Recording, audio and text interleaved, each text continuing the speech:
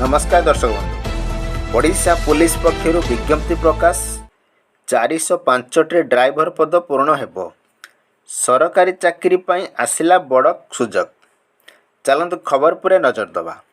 सरकारी चाकरी करने को इच्छुक आश्रयियों पाई आसीची एक बड़ खबर। ओडिशा पुलिस पक्षर ड्राइवर पद पूर्ण पाई विज्ञप्ति प्रकाश पाई। मोट 405 पद पूर्ण हेब। ଏହି ନିଯୁକ୍ତି ପାଇଁ ଏହା ମଧ୍ୟରେ ସର୍ଟ ବିଜ୍ଞପ୍ତି ପ୍ରକାଶ ପାଇଥିବା ବେଳେ ଆସନ୍ତା 11 ତାରିଖରେ ବିସ୍ତୃତ ବିଜ୍ଞପ୍ତି ପ୍ରକାଶ ପାଇବ। ଅକ୍ଟୋବର 11ରୁ 31 ତାରିଖ ମଧ୍ୟରେ ପ୍ରାର୍ଥୀମାନେ ଅନଲାଇନରେ ଆବେଦନ କରିପାରିବେ।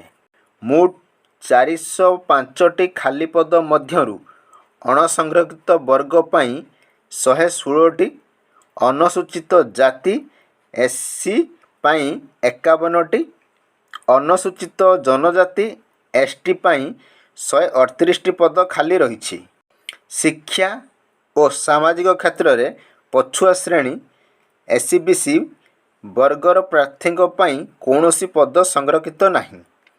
ତେଣୁ ଏହି ବର୍ଗର ପ୍ରାର୍ଥୀମାନେ UR ବର୍ଗରେ ଆବେଦନ କରିପାରିବେ।